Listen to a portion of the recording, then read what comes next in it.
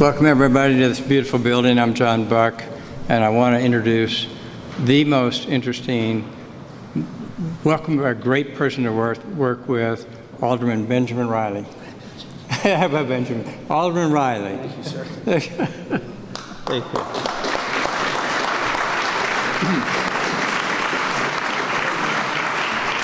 Thanks, John. And it's Brendan. But I can't blame you. Thank you for the warm welcome, John, and thanks for all that you do for the City of Chicago here at John Buck Company, the JBC Foundation, and through your civic and city involvement. I think it's fitting that we're here today at the landmarked Rookery Building in this stunning atrium designed by Frank Lloyd Wright to launch this LaSalle Street Reimagined initiative. I'm pleased to be joined by all of you for today's announcement: government officials, property owners, business owners, the development community, our partners in organized labor, and community leaders from across the Central Business District. I know these property owners and business owners have been struggling with increased vacancy rates, increased assessments, increased costs, and of course, security concerns. I also know that historic buildings are not easy to maintain, and they're costly to modernize and adaptively reuse. It's been a difficult few years, not just in this ward, and not just in Chicago. We know the pandemic has impacted our downtown. We know it has impacted the way people work, how we shop, and how we use our streets and sidewalks. We meet these challenges together, and together we can revitalize this historic corridor to be more vibrant and more resilient. Through the LaSalle Street Reimagined initiative, we will provide support for building owners to convert vacant office floors to residential uses. We will provide grants for locally owned dining and cultural businesses to reactivate vacant storefronts.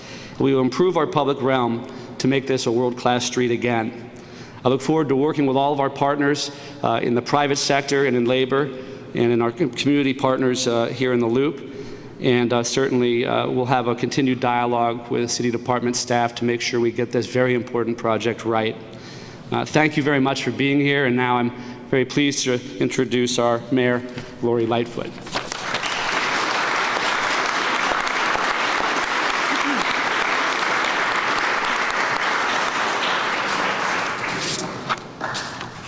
Thank you, Alderman Riley, Brendan, and thank you all for being here. This is a very important announcement for me. Some of you know that I began my life in professional life just across the street at LaSalle and Adams, which was the longtime headquarters of Mayor Brown, my old law firm. And the truth is, Mayor Brown was here before it moved across the street into a different John Buck building. And seeing the ebb and flow of this iconic street that is reflected in so many movies, so many TV shows across the years, we must do everything that we can to bring this corridor back, and that's precisely why we are here. There are a number of people that I want to acknowledge that are here with us today, and I think really have been instrumental not only in the work that we've done to date to think about how we bring this corridor back, but it'll be very important to the future of this entire area of the Central Business District. Of course, I'm joined today by Department of Planning Commissioner Maurice Cox, Department of Housing Commissioner Marisa Navarro, DCASE Commissioner Aaron Harkey, Chief Marketing Officer and President and CEO of World Business Chicago, Michael Fastnock, Deputy Mayor of Business and Economic Development, Samir Mayakar, our partner in organized labor, Jeannie Kastrup of SEIU Local 1. I also want to note Mike Reske and Quentin Primo, who really kind of kicked off, I think, the excitement about LaSalle Street with the announcement of redoing the Thompson Center and Google coming, as well as other representatives from companies like along LaSalle, labor unions, and other key stakeholders across the Central Business District. All of us here today are focused on creating a bright and lasting future for LaSalle Street. Since the turn of the century, this historic corridor has been an economic engine for our city, home to office buildings, retail, theaters, and dining. But we all know now that the pandemic and cultural shifts have brought steep challenges to this corridor, especially over the last couple of years. Changes in where we work and where we shop have left this corridor with nearly 5 million square feet of vacant commercial space, more than any other part of the central business district in the downtown area. The city draws so much strength from its downtown, the actual economic engine of our entire city. We must restore this area to its full potential and beyond. And I'm confident that history will look back on today's announcement as a day when we pressed the gas on fueling our city's downtown business district from economic recovery to economic dominance. This is our once-in-a-generation opportunity to create an economic model based on inclusive growth. We gather here today at the Rookery for this announcement to reflect on our history, but also to think about our future. In its day, the Rookery was an engineering marvel. From the building's foundation to the light court, the oriel staircase and stone arches, this gorgeous architecture conveys strength and stability. And all you have to do, folks, is just look around. This is a stunning, stunning piece of architecture.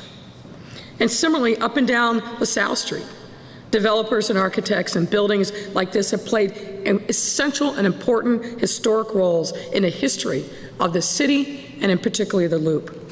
Drawing upon this strength, we are framing today's announcement at the intersection of history, innovation, and equity. Today we are issuing an invitation for proposals, or an IFP, that will preserve the history of this corridor, innovate and elevate the reuse of historic buildings, and do so with a focus on equity. We're asking owners of buildings located on or adjacent to LaSalle Street, generally between Washington and Jackson, to respond to the IFP in order to receive city support on their adaptive reuse proposal. So this is a little bit different than what we normally do. We want to engage the current owners of buildings, the current stakeholders, and say, give us your best ideas about what you think you can do with your buildings to make them attractive, to recognize the history, but do so with an eye towards equity. We will prioritize proposals that involve underutilized properties that are either designated or eligible to be designated Chicago landmarks or contributing structures to the West Loop LaSalle National Register District. The IFP will also prioritize proposals that revitalize buildings with equitable and sustainable improvements, including the conversion of commercial spaces into residential units and affordable units, reactivating building lobbies for cultural and entertainment purposes, and storefront improvements, particularly vacant storefronts, to serve the needs of our office workers and the increasing number of residents and visitors to this area by creating neighborhood-oriented amenities such as bringing people from the neighborhoods downtown, grocery stores, restaurants, and the other things that we know the people who live here and work here want and need.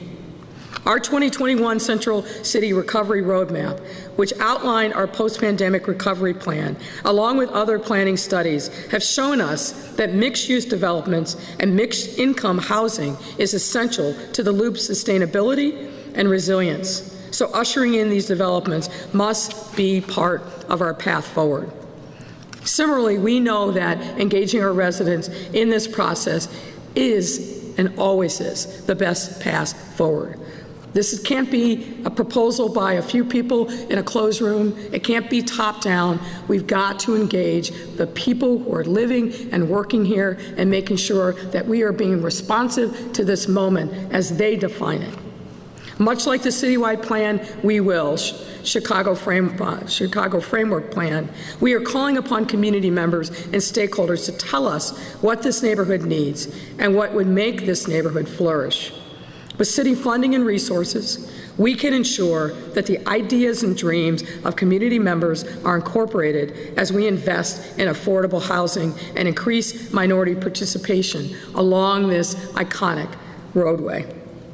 These core values are also grounded, of course, in our signature economic development plan, Invest Southwest. We announced that almost 3 years ago, and we've done tremendous things to revitalize our neighborhoods, to create streetscapes and green spaces, affordable housing, open up opportunities for grocery stores, other economic development, and jobs. That same focus we will bring to LaSalle Street, because this is what the moment needs. We will also activate and are prepared to use from federal and state programs that subsidize historic preservation and affordable housing to city initiatives that support clean energy, efficiency, and equity-driven redevelopment, to leverage additional private investment in this corridor. We will be your partners in this work. As confidently as I announced Invest Southwest 3 years ago, today I can tell you that LaSalle Street Reimagined will be a similar reawakening for our city, and our commitment to making it happen is no less. Frankly, there have been recent successes along LaSalle Street for us to build upon. Google, as many of you know, planted the seed of innovation in its corridor with their purchase of the Thompson Center. That announcement and Google's commitment to Chicago to bring 3,000 to 5,000 new jobs was the largest corporate expansion in modern history and reaffirms the power and potential of the LaSalle Street Corridor. Google will be an anchor on one end of this iconic street. And you know that the state of Illinois is also committed to moving into the old BMO Harris building, which will also be an important anchor for this street. So there's lots to build on.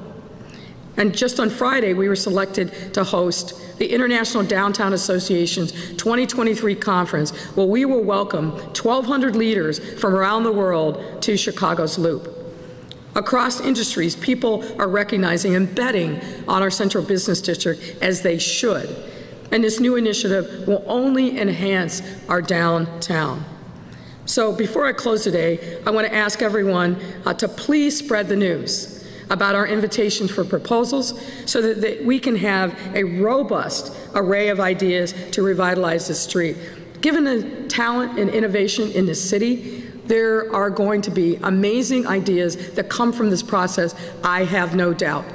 And again, it's intentional that we brought together everyone who has a stake in the future of LaSalle Street. Of course, the people who do business here, the people who own the buildings here, our friends in organized labor, but also the city government. It will take partnership. It will take collaboration. And all of us, I know, are committed to do just that.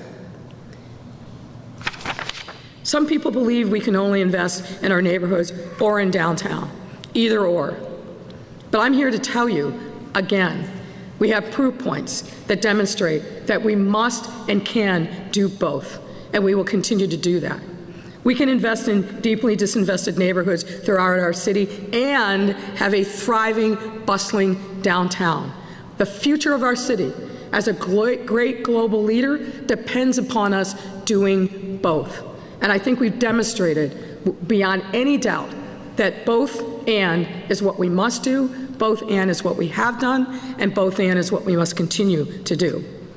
Now, for an initiative so large, there are many people to thank, including Alderman Riley, who has been at the table and working with our team to think about what we need to do to push things forward.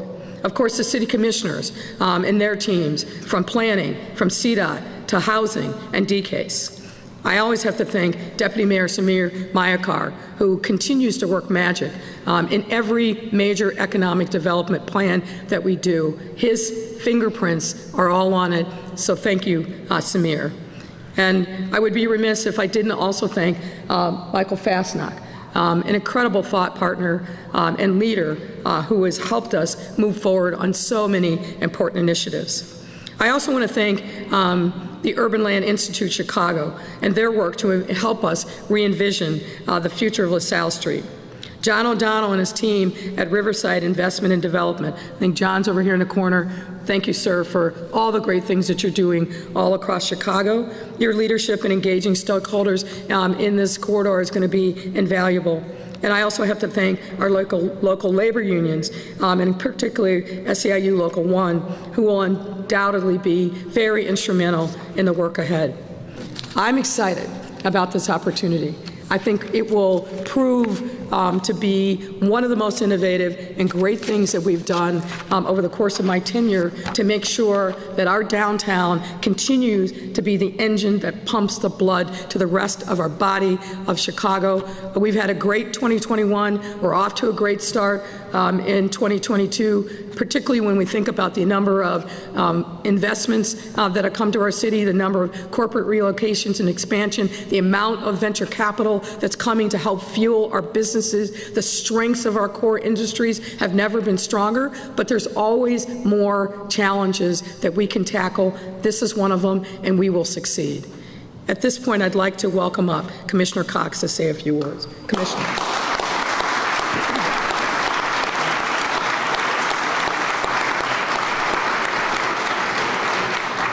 So good afternoon. What a stunning setting to relaunch LaSalle Street, to reimagine it. To Alderman Riley, thank you. And thank you, Mayor Lightfoot, for, again, leading a strategic neighborhood initiative on behalf of the entire city. The reimagining of LaSalle is as one of the most innovative, equitable, and forward-thinking streets in the country is Chicago's next great opportunity to shape its own future. And the need could not be more clear. The corridor has the highest commercial and retail vacancy rates in any downtown subdistrict, the biggest drop in new leasing activity anywhere downtown, dozens of historic and pre-war structures that were innovative during their time but built for a completely different era, and the monoculture of office uses that make the post-pandemic recovery extremely challenging. Since the early days of the Lightfoot administration, there's been a vigorous discussion about equitable development and inclusive growth throughout all of Chicago. And the role of the Central Business District has been an essential part of that dialogue. To think the population of the central area has tripled since 1980, and it's doubled since 2000. But virtually none of the growth occurred on LaSalle, and there's not a single affordable apartment on the street. We believe we can change that. This is, in fact, an unprecedented opportunity for the corridor stakeholders to reinforce LaSalle's legacy as the home of business, while also plotting its future as a home for people in a dynamic live, work, and play environment. We know the most resilient urban environments are ones where you can get all of your necessities within a short walk from where you work or live, which has been seen time and again as a model for neighborhoods across the world. We also have seen how a rebound is that much faster when the right public resources are in place. The LaSalle Reimagined initiative includes all of the key components for sustainable investment and innovation, including goals for a dynamic mix of commercial and residential uses, the creative public realm improvements needed to animate the public realm, the revitalization of historic buildings that express Chicago's history of architectural innovation, and inclusive opportunities for locally owned and minority firms to participate in this revitalization process. So the research behind these efforts has been moving forward with city departments and private partners for about 2 years now.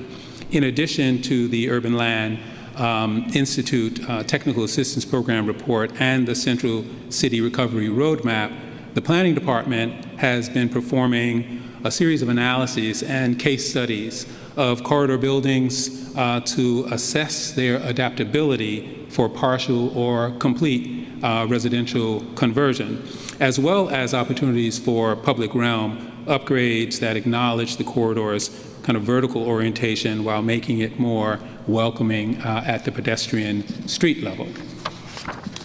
It's clear that some buildings are more financially and physically conducive for repurposing than others. It's also clear that the market rate products will only pencil out for housing units that are sold or rented at luxury rates. So that's where the invitation for proposals comes in. To ensure equity and resiliency as residential conversions move forward, the city is offering financial support for projects that make 30% of its units available at an affordable rate. Support will be made available through the LaSalle Central TIF district, as well as multiple other city, county, state, and federal sources. My fellow Commissioner Navarre will expand on the housing goals and details, but I want to briefly explain the invitations for proposals process itself and the intended results. The Planning Department will be accepting proposals for city financial assistance until December 23rd. In early 2023, the city will shortlist the most viable proposals for further evaluation and public presentations. And based on community feedback, public benefits, costs, and other factors, we will select a handful of finalists to proceed through the city's formal review and approval processes.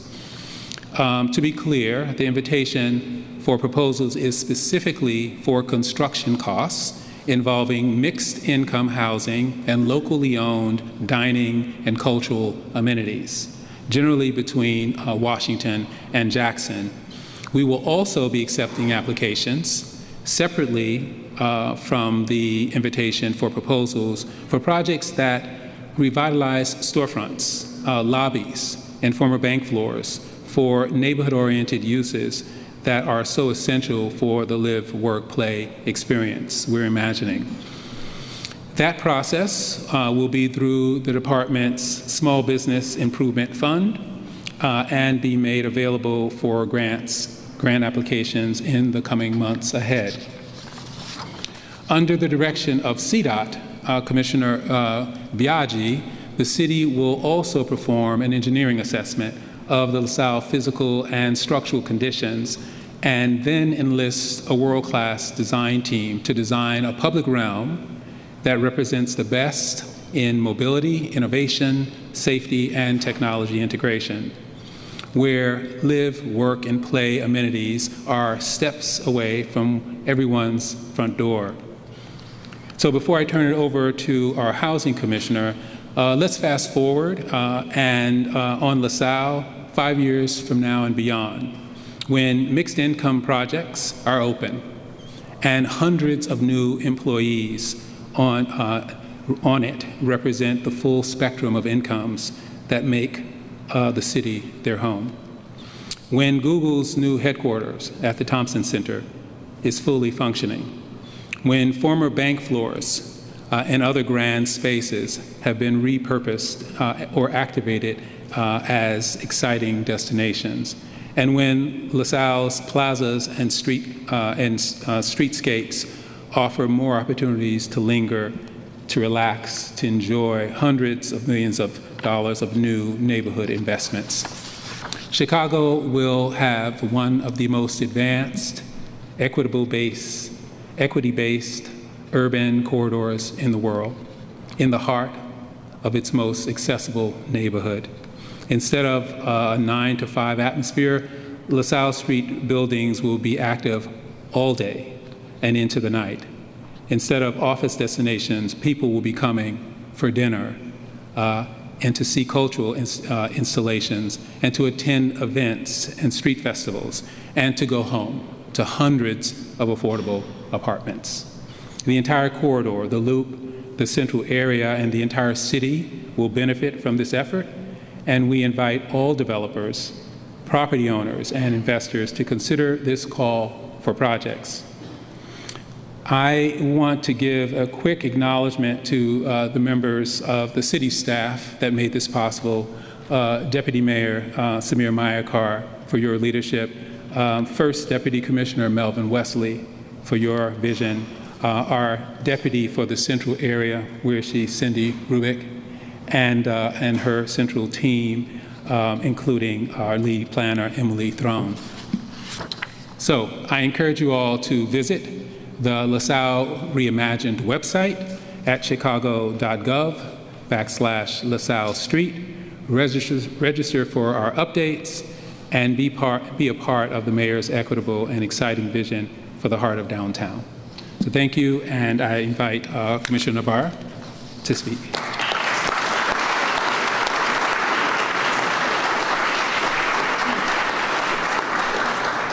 Thank you, Commissioner Cox, and good afternoon. It is an honor to stand with Mayor Lightfoot, Alderman Riley, and all of you for this significant announcement. And I am the housing person up here, so I want to start with just a general benchmark, which is to say that housing is affordable to you if you are paying no more than 30% of your income toward the place that you live.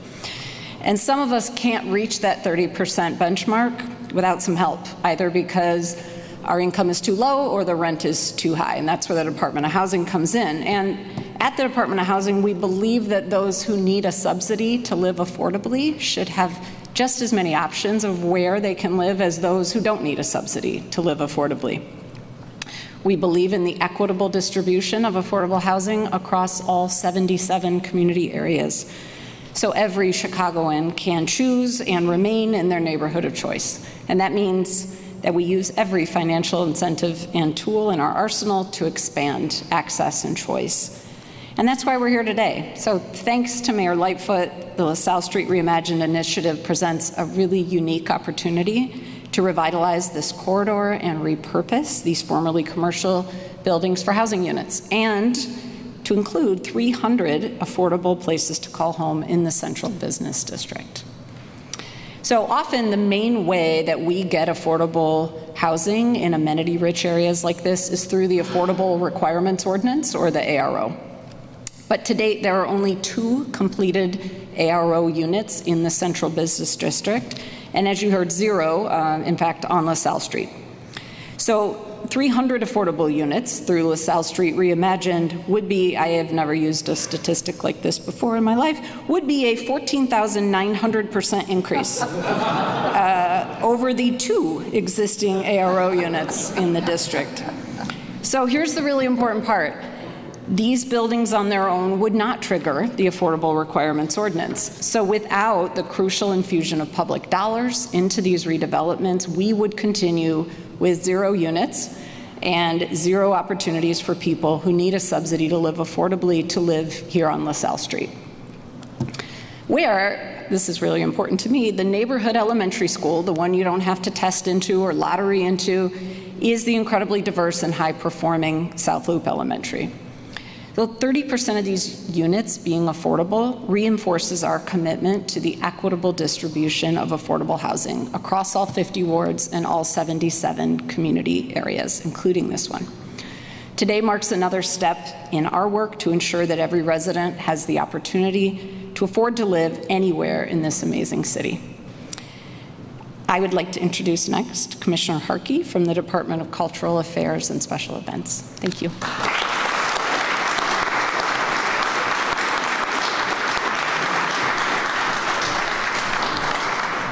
Thank you, Commissioner Navarra. Thank you, Mayor, for your leadership, and to my fellow commissioners and senior staff for your partnership. And of course, I'd like to thank our business and civic leaders for the important role you're playing to reimagine LaSalle Street. I'm Erin Harkey, Commissioner of the Department of Cultural Affairs and Special Events, better known as DCASE. DCASE supports artists and cultural organizations and invests in the creative economy and expands access and participation in the arts throughout Chicago's 77 neighborhoods, including everyone's neighborhood, the Chicago Loop. With Mayor Lightfoot, this administration's approach to culture and community development calls for an integrated approach where the arts have a seat at the table and are seen as a vital and necessary tool to activate and support our neighborhoods. You're seeing record cultural investment happening across our city, and exciting new public projects across our neighborhoods are utilizing the arts to reimagine vacant spaces and beautify commercial corridors on the south and the west sides.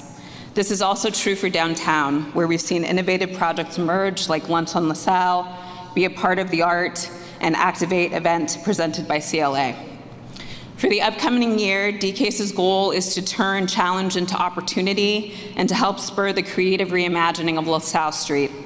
We're exploring several initiatives that will help seed cultural and creative development on the corridor. These programs will amplify historic assets, engage cultural communities, and actively program spaces with music, food, and entertainment to bring visitors and potential new residents to the area. This includes utilizing commercial vacancies for site-specific art programs and installations, as well as the incubation and pop-up of other cultural performances. We also believe that lighting will be a critical component of how we create an attractive destination, so we'll be working with CDOT and other partners to engage lighting consultants and artists to illuminate LaSalle. We'll also work with special event producers to create new cultural programs, including art and architecture tours and a new Winter Moon Festival. And most importantly, we will engage downtown cultural organizations and stakeholders to support existing and develop new cultural programs for LaSalle.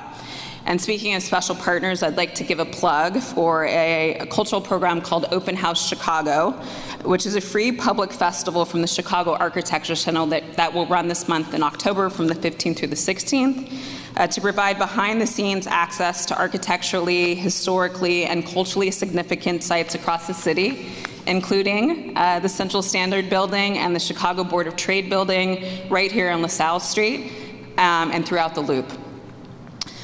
As many of you know, the pandemic was particularly hard on Chicago's arts landscape, and so the arts must be a part of our strategies and plans to recover in all 77 neighborhoods, and this LaSalle Street project reimagined is a perfect example of that. And now it's my pleasure to pass the mic to James Turner, Managing Director of CIBC US and former Chair of the Chicago Loop Alliance. Thank you. Good afternoon. I'm James Turner. I work at CIBC, which is one of the banks right across the street, and I'm very excited to be here today. The Chicago Loop Alliance's mission is to create, manage, and promote positive and inclusive programs that attract people to the Loop, accelerating its economic recovery. Congratulations to Mayor Lightfoot, Alderman Riley, and the City of Chicago Department of Planning and Development with today's invitation for proposals and the LaSalle Street Reimagine initiative. As part of LaSalle Street, CIBC stands ready to be part of the solution by welcoming our workers back to this office and continue to support the community at large. To complement and encourage continued investment in the Loop, the Chicago Loop Alliance implements projects, programs, and actions and that accelerate the economic recovery by making the Loop a more welcoming place for everyone. From our clean and safe programs to our planning and marketing efforts to our events such as Sunday on State, CLA is all about inviting everyone to the Loop. After all, the Loop is everyone's neighborhood, and we look forward to LaSalle Street becoming even more welcoming in the future. On June 30th, 2002, we hosted its only alley activation of the season, called We Dream in Color. The event attracted over 3,000 people for 5 hours on the corner of LaSalle Street and Quincy Court. As an example of what needs to happen going forward, the Chicago Loop Alliance worked closely with LaSalle Street property owners, Beacon Properties, and the John Buck Company, and the State Street SSA, who were very supportive of the activation. These partnerships will be critical to the success of the LaSalle plan in the future. The event attracted a diverse array of visitors, residents, and employees from all over Chicago for a fun-filled night. We engaged with local artists and performers, and we enjoyed the magnificent architecture along LaSalle Street. The Chicago Loop Alliance stands ready with Mayor Lightfoot and her staff to implement the plan recommendations and breathe new life into this iconic, wonderful street. I'd now like to introduce Derek Johnson, President of BOMA.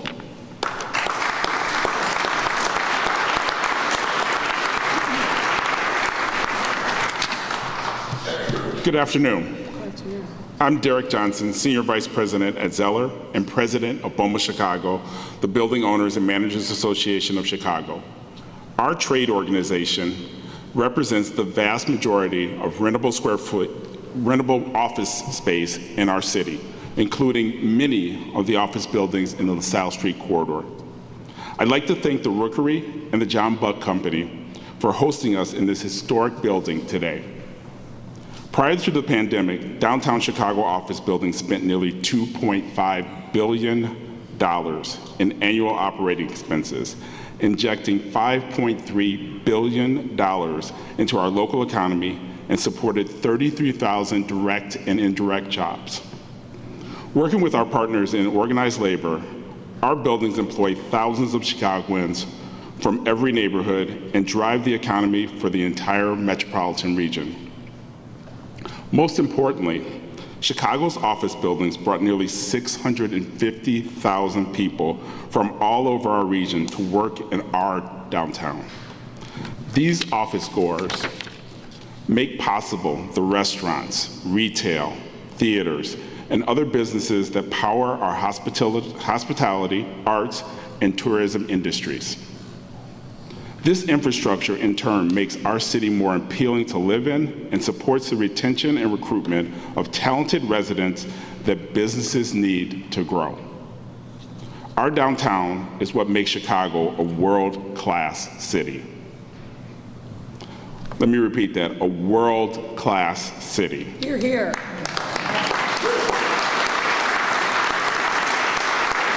And LaSalle Street is a critical part of its future. It is imperative for our city and state to help nurture its reinvention. And I'd like to thank the mayor for the city's announcement today. We are excited about the future of our city, and BOMA Chicago will continue partnering in its recovery. And with that, I'm excited to introduce Jeannie Castro, President of SEIU Local 1.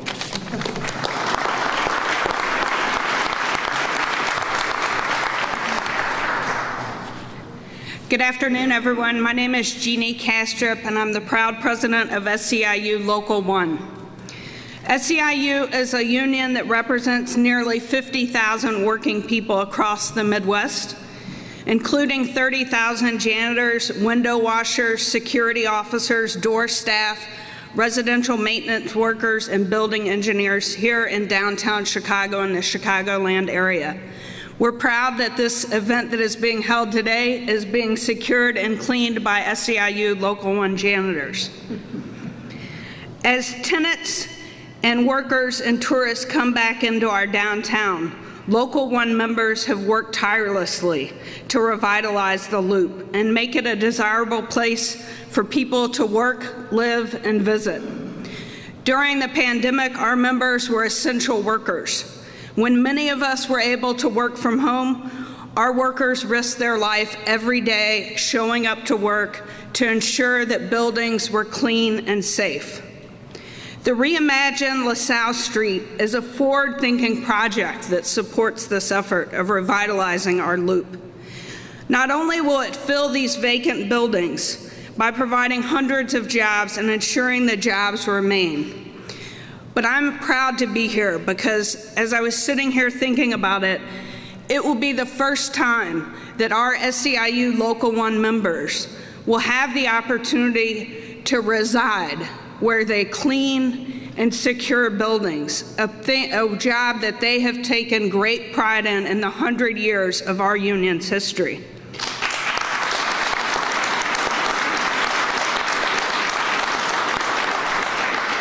This is real innovation, and I appreciate the mayor's continued commitment to working families, and I commend her for her bold leadership to think outside the box to provide and solve some of our city's toughest problems. This project is a great example of government, the business community, and unions collaborating on policies that will benefit all Chicagoans. And Local 1 is proud to be here today to support this effort and this project. Thank you. And I'll turn it back over to the mayor.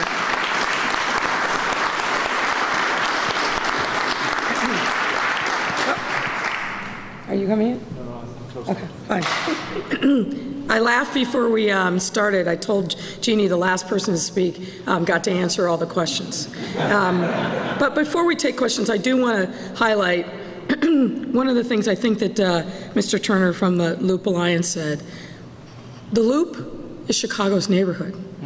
When people come off the trains, whether it's a few blocks south here, whether it's Union Station, whether it's the Northwestern Station, invariably, wherever they're going, they come through the Loop. And we've had amazing things that happen here, and making sure that this part of the Loop is revitalized is, to me, mission critical. So I just wanted to highlight that because it really resonated with me. It's absolutely true, and I'm excited. The doors are open, folks, and I hope you rush through with all of your great ideas. And with that, I'm happy to take questions. I'm looking for. Thanks a lot, Mayor. Appreciate it. We're going to start in the back. Members of the media, Asha and I will bring down the mic. One question per reporter, and we'll start off with Craig from WBBM. Go ahead, Craig. Good afternoon, Mayor. Hi there. Given that there could be many more people living downtown, I think people may wonder, where are the services that they're going to need, the kind of everyday things like grocery stores, salons, and the like? Where are they going to be, and how are the people who may own these some independent businesses afford the rentals or the high real estate that or high-priced real estate that's here? Well, I think that's exactly what the plan is about. It envisions revitalizing not just the commercial spaces, but really making it a livable neighborhood. Why we're using some of the tools that the Department of Housing has is to create those opportunities. But I think there's a real hunger, frankly, on the part of the small businesses that had flourished pre-pandemic to come back.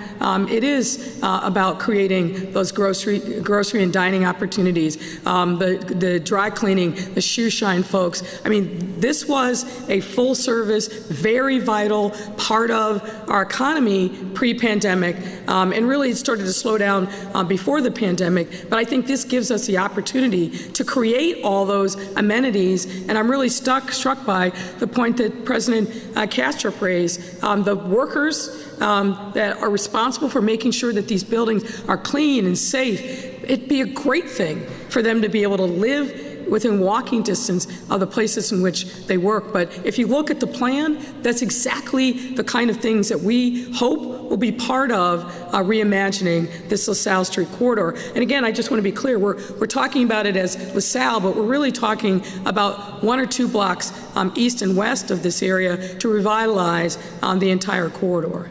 Thanks, Mayor. Craig, ABC. Well, Mayor, does part of this vision include shutting down parts of the streets and opening up for like outdoor cafes like we've seen on Clark Street? I mean, what do you see in that regard? Yeah, I mean, I think that that's a possibility, and certainly Commissioner Harkey alluded to it. We don't want to prescribe ahead of time what that looks like, but I can tell you the work that, for example, the Loop Alliance did in closing down parts of State Street on Sundays through the summers of the pandemic, the increase in foot traffic down here, and in particular the increase in people going to places like Macy's and other stores along that State Street corridor really increased fairly dramatically. So I think that there's a real opportunity here to be creative, to think about not only the building spaces, but the outdoor spaces as well. You heard, I think it was Mr. Turner talk about closing down, is it Quincy over here? I think the sky's the limits in what we can do and what we can reimagine.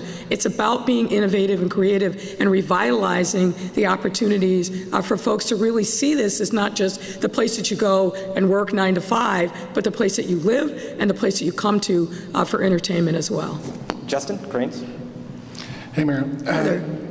I know this might depend on the proposals themselves, but can you give us a ballpark estimate about how much city funding is available for these projects? Is it $10 million? Is it $200 million?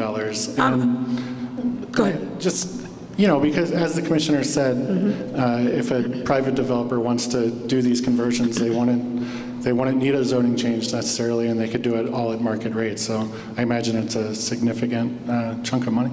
Yeah, I mean, it really is going to depend upon what the proposals are that come forward. We've got a lot of tools in our toolkit, as we've outlined. Certainly TIF is going to be, I think, play a role. And again, appreciate the the work that Alderman Riley has done in working with us to think about that. As you know, many of these buildings are either landmarks or will qualify for that. There's resources available for that, depending upon what the affordable proposals are. We have a number of different tools at our disposal, both federal, state, and local. So I can't give you a specific ballpark, but I think there's a significant amount of resources that are available using the tools in our toolkit that we've outlined. Mary Ann Ahern, NBC. Mayor, if you allow, I have actually one on topic and one off. Is today's announcement a way of easing the downtown business leaders' concerns about your reelection? Is this a way of trying to be more business friendly and a way of saying that you haven't forgotten them? Well, I think if you look at what we've done every step of the way, we've demonstrated that we haven't forgotten any part of our city, including the downtown. I mean, if you look at the work that we did, for example, through COVID and partnering with the Loop of Lions, so with BOMA, and a lot of the other organizations, we have been very thoughtful and intentional about making sure that we engage stakeholders in all parts of our city. You know, there's always going to be those who say, oh, the mayor's taking her eye off the ball. But again, I think we have very concrete proof point throughout my entire tenure to demonstrate that we see the entirety of the city, not just one area. But I'll repeat what I said earlier because I believe it to be true. The downtown is the engine that fuels the rest of our city. It's absolutely critically important that we make sure that we continue to do everything that we can to make sure that downtown businesses are supported and that they thrive. And as I said, I think the proof point is, look at the Google announcement, look at Kellogg, look at Abbott coming downtown, look at the tenants that are flocking to the old post office. The list is long. And we have had a hand in every single one of those announcements and investments. So anybody who says, oh, the mayor hasn't done anything, you haven't been paying attention. As far as your reelection, we see that Tom Tunney is passing petitions and also that Brandon Johnson has CTU support. Do you have labor support? Are you confident in some kind of labor support? I'm very confident in my reelection, and I'm very confident that what you will see is a range of support across the city from all the sectors that we need it. We're getting support from every single neighborhood. Of course, we have labor support. They have their processes, which we respect, but I'm very confident in my reelection because if you look at what we've done, and you look at the vision that we have for the city, you look at the success that we've had, whether it's bringing down violence year over year, 15% down in shootings, almost 20% down in homicides, at a time when, frankly, a lot of other cities across the country continue to see increases, not decreases. The way in which we've engaged with community members to make sure that we're asking them what will it take to bring safety to your neighborhood. Yeah, we've got more challenges on the public safety front, but we are fully actively engaged. And when you think about our economy, there's no place in the country that has a better economic future and present than the city of Chicago. We are booming, we are open for business, and you don't have to take my word for it. Take the fact that already this year we have 120 businesses that have made pro-Chicago decisions. Many that have come to Chicago and continue to come from other places in the country. Many that have expanded their footprint and frankly are following my lead in saying invest on the south and the west side.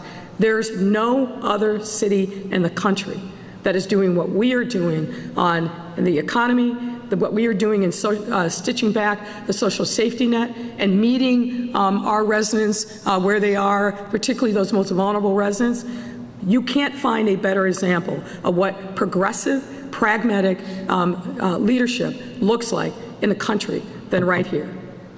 Taman, WGN.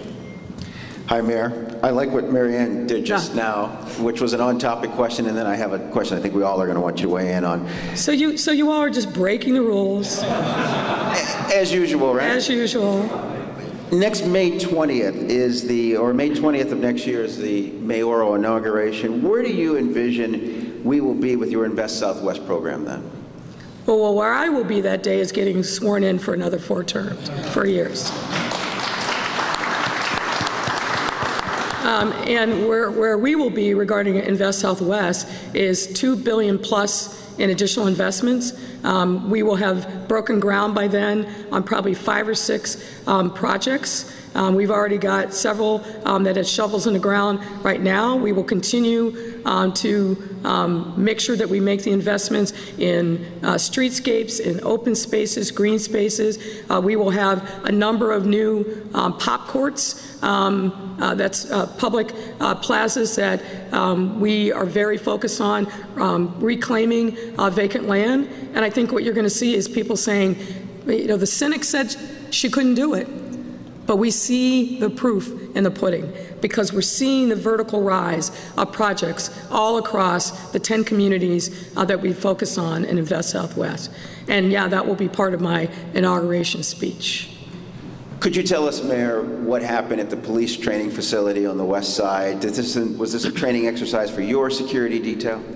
No, it definitely wasn't a training exercise for my security detail. Look, I don't want to get ahead of the investigation. I believe the police department is going to have a press conference at about 3 o'clock today.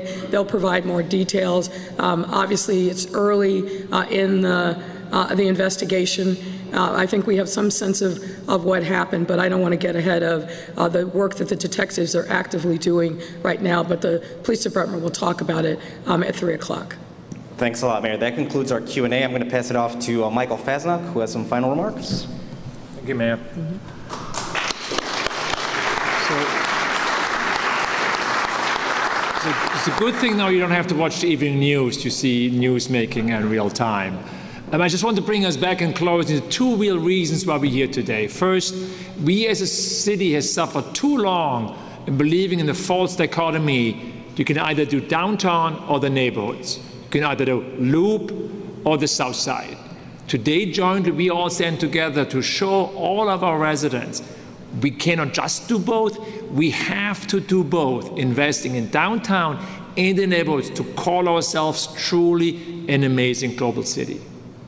The second reason is really, if we look at the 8 blocks from the bottom of Trade Through Walk, we, with amazing help from developers like Mike Reschke, John Buck, John O'Donnell, how do we dream big? In these 8 blocks, we build a city where we can look back at our great history, like here, but also look forward in building one of the most forward-leading streets in the country. Because I don't want just workers coming here, neighbors. I want thousands, 100,000 of tourists coming through the street, coming into buildings like here. Because then we know we build again an amazing LaSalle Street Corridor that our city needs and deserves. So I know we have a lot of VIP guests here today, but I think your parents are here. So I think the true VIP guests are Sia Maika's parents. If you meet them, say them, he's a hardworking guy, easy to work with. We are so glad to have Samir here in our city. So thank you for being here. Please stay free to mingle. There's some freshmen here as well. Thank you all.